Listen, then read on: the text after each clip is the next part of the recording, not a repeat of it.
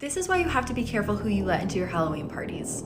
So this is a photo of who police believed was a guest at a Halloween party in Rochester, New York in the 1940s. The party was being thrown by Jack and Amelia Layton, and they actually noticed that this guest was outside of the party watching the guests through a window. The report claims that Amelia believed the guest was her friend Jan, who tended to go above and beyond for Halloween, creating very scary costumes. So she let this person in believing it was her friend Jan. But then 20 minutes later, Jan shows up, and that guest could not be found anywhere. So Amelia starts running around the party asking everyone if they knew who that guest was, and no one had recognized that person. So she goes into her daughter's room, who was playing while the party was happening.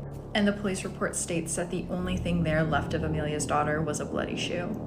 4 other reports of this guest being at parties that night were called into police, and all of them resulted in missing children's cases. The identity of this person has never been found, and none of the kids have been found either. This family in Texas was living with a haunted Elsa doll for years. That's what happened to Emily's daughter, who received an Elsa doll from her grandmother when she turned 1. The family kept the doll for a few years until it started speaking on its own, even when the switch was turned off. Emily also said that after 2 years, the doll suddenly began speaking Spanish, which is weird because it only spoke English the entire time they had it. In 2019, Emily decided to throw Elsa in the trash because at this point, her daughter had this doll for a very long time. But 2 weeks later, Matt opened a wooden bench in their living room and Elsa was in there. Obviously, he was confused, so he asked his kids if they had brought Elsa back into the house, and they said no. So this time, Matt and Emily put Elsa into 2 garbage bags and watched as the garbage truck picked up their garbage and took it away. But it doesn't end there. 2 weeks later, their daughter casually told them that she saw Elsa in their backyard. So when she went outside, she saw Elsa there. And at this point, Emily was freaked out and she decided to send Elsa to a friend 2,400 kilometers away with no return label. Emily said that since the doll's been gone, there has been weird things happening in their home, such as lights turning on and off and doors opening and closing. So do you guys think Elsa was haunted, or is there another explanation for all of this? If you see black-eyed children, don't let them in. According to legend, black-eyed children are believed to come to your house, to your vehicle window if you're alone at the parking lot, and to places where there aren't many people. When they appear, they often say that they need help with something and that you must let them in. They must enter, whether it is in your car or at your house. Anyone who encountered them has almost immediately felt an overwhelming sense of dread. If you don't let them in, they become increasingly insistent that they need to be allowed in. The kids have pale skin and black eyes. Apart from their blacked-out eyes, these children seem normal.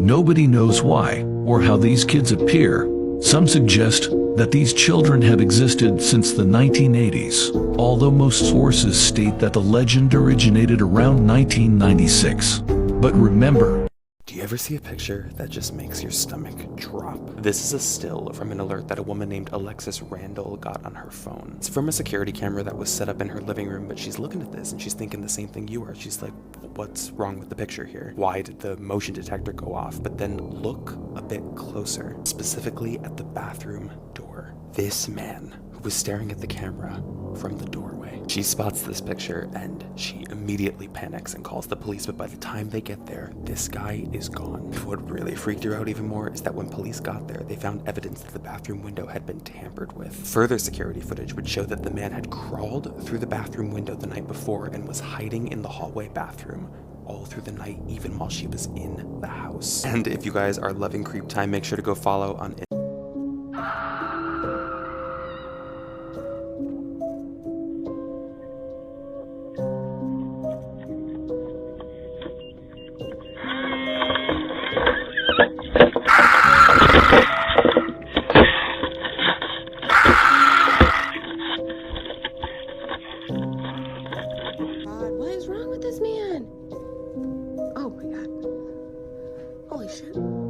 He took off. He took off. I think he's gone. Come here, you. Are you okay, honey? Okay, baby. Poor thing. Oh, honey. That was so scary.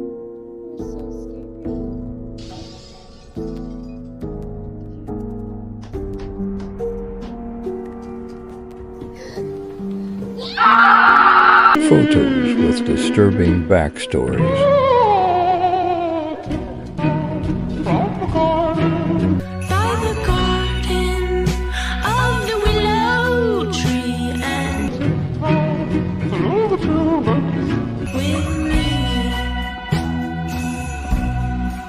These normal objects have disturbing backstories. First up, did you know that treadmills have a terrifying backstory? Nowadays we use treadmills to exercise, but back then they were used for something much darker. Over 200 years ago, treadmills were invented in England as a prison rehabilitation device. Specifically, they were used to punish prisoners to the point where some of them actually passed away from exhaustion. Next up, we have the very disturbing backstory of Fantas. We've probably all had or at least seen a bottle of Fanta before. But this soda was actually originally created because other sodas, including Coca-Cola, was no longer available in Germany during World War II.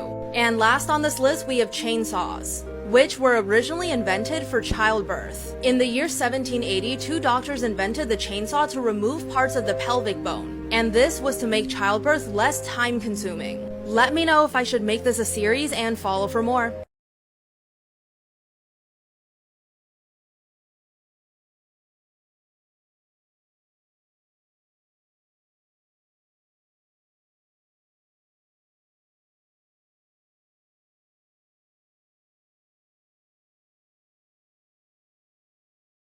Cause I've been busy, I've been chasing waterfalls. I stopped believing in some kind of miracle, and I've been staring at the sun for too damn long. But when I opened up the door, it led me back to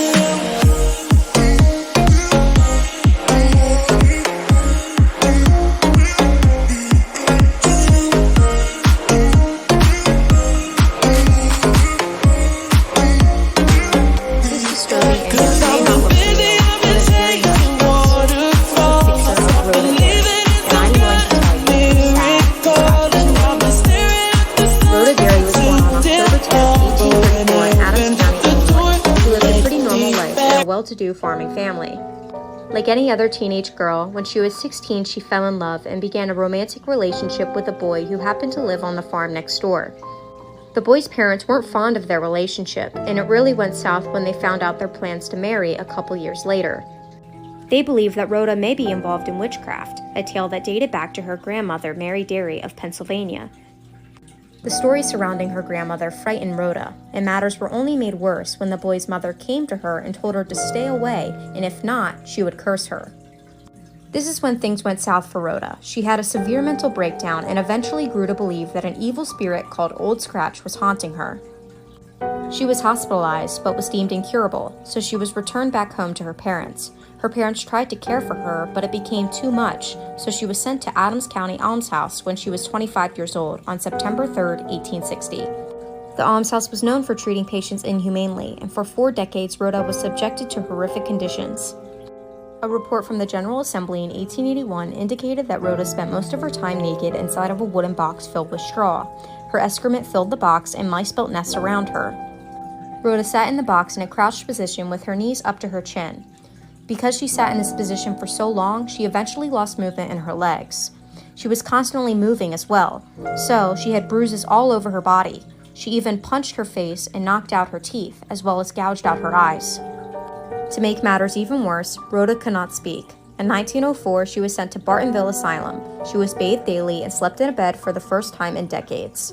On October 9, 1906, the day before her 72nd birthday, she passed away. Rest in peace, Rhoda Dairy. life can get tough, chills in my bones, working too much, weight on my soul, closing my eyes, let it all go. The least I can Jeffrey Dahmer wore these handcuffs when he was in prison, and I'm sure they have some negative energy attached to them. And Jeffrey Dahmer also signed this piece of paper. And just around the corner from these Jeffrey Dahmer items are John Wayne Gacy's original clown suits. This place is scary. That if we keep moving our feet, we'll find a way, find a way. In today, we'll find a way, find a way. In today, in today. A family vlogger on TikTok has been accused of committing horrible crimes against his 9 adopted sons. I'm about to talk about a lot of things, but I honestly think this is just the tip of the iceberg. Since 2017, Haim Cohen has documented his life online as a single Orthodox Jewish man raising his 9 adopted sons. On 2 TikTok accounts and a YouTube channel, he posted to hundreds of thousands of people. In 2019, Cohen was charged with indecency with a child after an exchange student from Spain stayed with him and was essayed. Despite that charge, Cohen was allowed to keep his 9 adopted sons, who ranged from 4 to 14 at the time. By the way, these weird #1 dad edits were posted to his Facebook, and I think that he made them, not his children. On January 30th of this year, one of the sons made an anonymous call into a podcast. For 45 minutes, the boy told this host of Blind Skin Beauty that he was being essayed by his adoptive father, that his brothers were as well, and that they were scared to come forward. He said they were in fear of their lives and that Child Protective Services had been to their home 8 times. But Cohen would bribe or scare the children into staying quiet. The podcast host knew that this boy lived in Texas, but nothing else. But after 2 days and at least 200 phone calls, she finally tracked the family down. Thanks to Cohen's large social media presence, it wasn't hard. She filed a police report, and they found out that the boy had called from Cohen's home via his IP address. Within a couple of days, Cohen was arrested for essaying his son. After interviewing all the children, at least 5 more have come forward about the essay. And 2 weeks ago, Cohen was faced with nearly a dozen new charges. It's been reported that this abuse has been going on for at least 6 years. He also allegedly beat them with belts and doused them with pepper spray, among other horrible things. Cohen's identity is also being called into question. In interviews, he's claimed to be raised Jewish in New York City, but he was actually born in Odessa, Texas. And he was born as Jeffrey Vagel. He changed his name multiple times before settling on Haim Cohen in 2010. And the only time he claimed to convert to this religion and not be born into it is when he requested to adopt a Jewish name in court. But all other times he said he was born and raised Jewish. He also stated that all 9 of his adopted sons were born Jewish, but a lawyer said that that was false. Cohen has also made up stories about how these boys ended up in care, at one point claiming a boy's parents died in a car crash, when in reality the dad had unalived himself and the mother had her rights taken away for several reasons. Cohen changed his adopted sons' names and forced them to dress and act as if they were born Jewish. Apparently one person in the Orthodox community quickly realized that Cohen was a fraud and said that Cohen was Ted Bundy level sociopath. The children have also reported that he has been faking illnesses and disabilities, that he doesn't actually need a wheelchair, that he spit up fake blood in court. Apparently he was only released on bond for the 2019 case because he told the court he was in hospice for a terminal illness. I think a lot more things are going to come out about this man because this hasn't even gone to trial yet.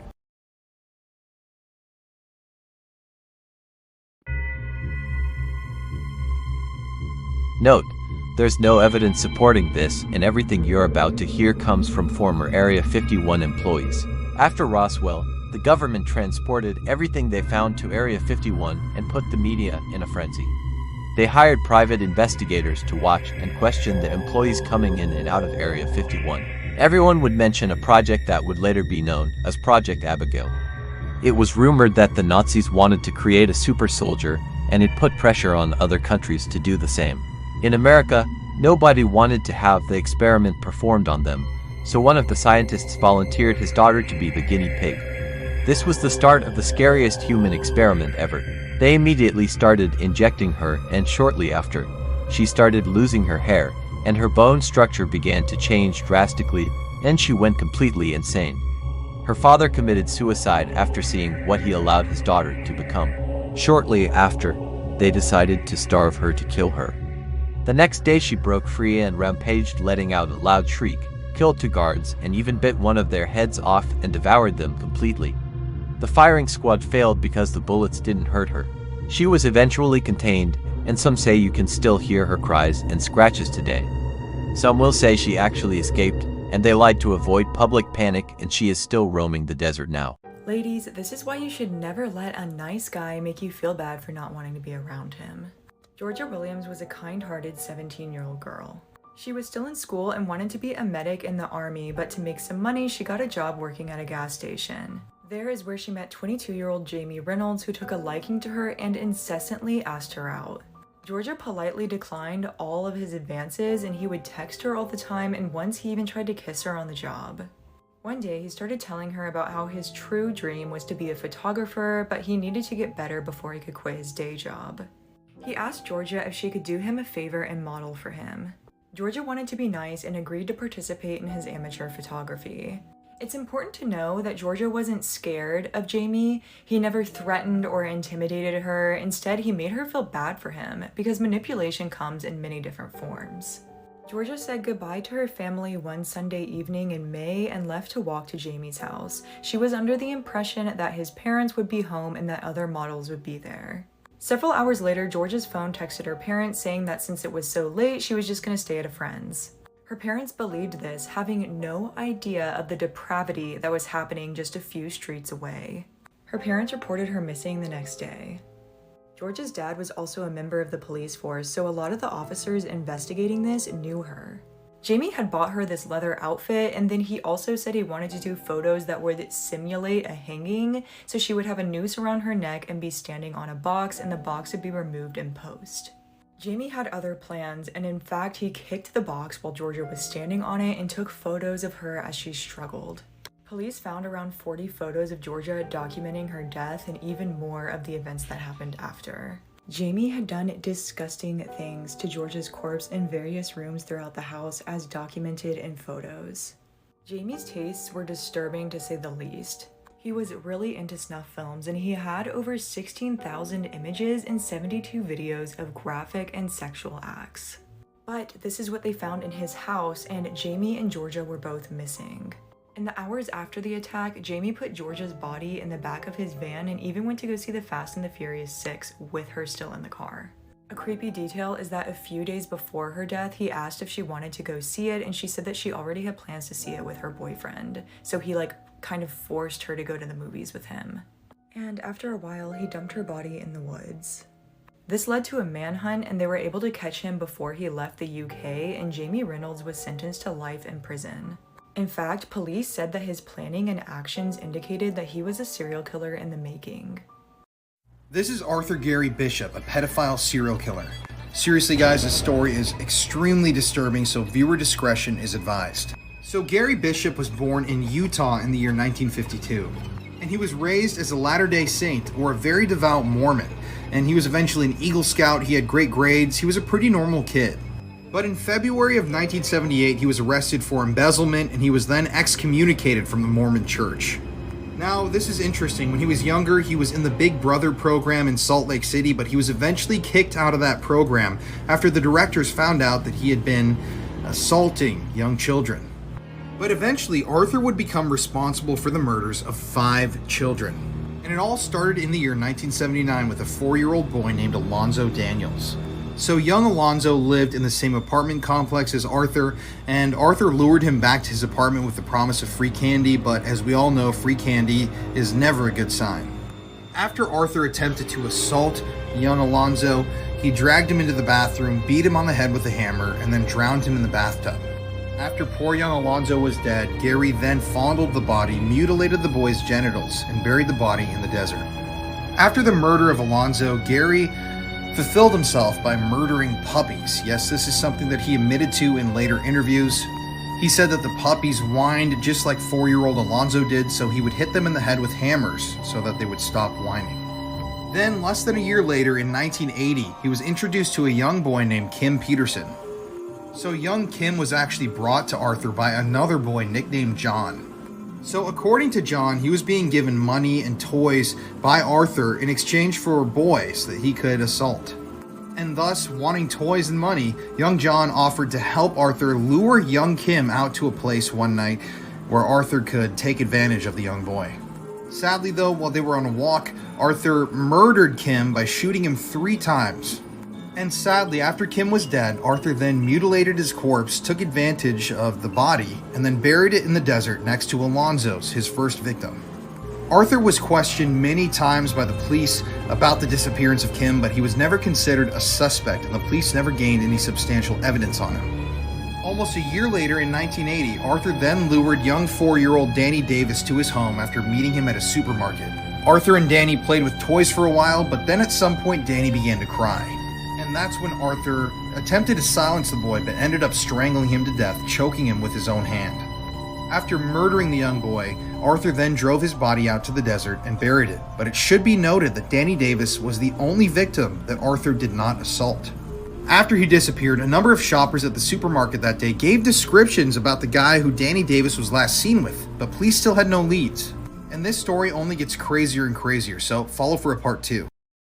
This is part 2 on the case of an 18-year-old girl working at McDonald's who was strip searched by her manager and her manager's fiance. So Officer Scott tells Walter to make Louise give him a BJ. How doing any of this relates to finding $50 doesn't make any sense. At this point, Louise has been inside this tiny, cramped office for over 3 hours. She has no car keys, no phone, no clothes, nothing. She says she felt trapped, she felt numb, and she was scared of what Walter might do to her if she didn't listen. So because Louise feared for her life, she complied. After giving Walter the BJ, Walter buckles up his pants and leaves the McDonald's. He doesn't even tell Donna why he's leaving. He just hands her the phone, walks away, gets inside his car, and calls his friend and says, "I did something bad." Walter knew that what he had just made Louise do was wrong. Why he complied? I don't know. After Walter leaves, Donna calls in an off-duty custodian named Thomas and asks him to watch over Louise. Thomas starts speaking over the phone to Officer Scott, and Officer Scott tells him to remove Louise's apron and describe her body to him. As soon as Thomas heard this, he knew that this was wrong, and he hung up the phone and told Donna that this was fake. This was not a real police officer, and he called the real cops and waited for them to arrive. When police looked back at the surveillance footage, they couldn't believe that this was real. How did these people fall for something so stupid? Just because someone tells you to do something doesn't mean you have to do it. Yet Donna, Walter, and Kim went along with all of these commands from an Officer Scott. What's crazy is that this wasn't the first time that this had happened. These hoax calls had happened 73 times in over 31 states. Someone would call into the restaurant pretending to be a police officer investigating a crime, and he would make the managers at these restaurants perform these horrendous things. He would make these managers assault these young female employees, and the managers said that they went along with it because they genuinely thought that they were helping the police. It's crazy that this happened over 73 times, and no one had caught the caller yet. Police work hard to track down the caller, and they end up finding 38-year-old David Stewart. David Stewart was a husband, father of 5 correctional officers that lived in Panama City, Florida. And when police were investigating the calls, they discovered that they came from prepaid calling cards purchased from a Walmart in Panama City. And when they went to go look at the surveillance footage at these Walmarts, David Stewart appeared. On June 30th, 2004, David was charged with solicitation of sodomy and with impersonating a police officer, which are both felonies. His trial began in October of 2006, and he pled not guilty. His lawyer claims that there's no evidence to prove that David made these phone calls. Just because he bought the calling cards doesn't mean that he made the call. After weeks of a trial and 2 hours of deliberation, the jury came back with the verdict. They found David Stewart not guilty. One thing to note is that since David was arrested, there have allegedly not been any more hoax calls. As for Donna, she was indicted on a charge of unlawful imprisonment and she served a year probation. As for her ex-fiancé Walter, he was also charged and served 5 years in prison. Louise sued McDonald's and won $6 million. My heart goes out to Louise and to all of the victims in these hoax calls.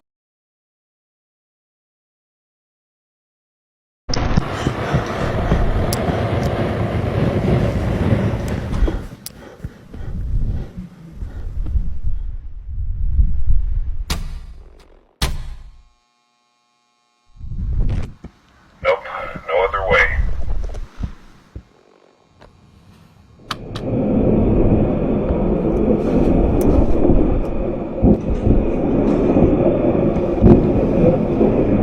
Whoa.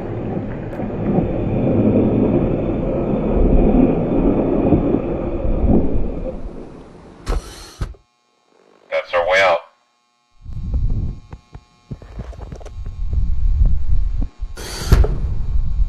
Guys? It's fine, just go.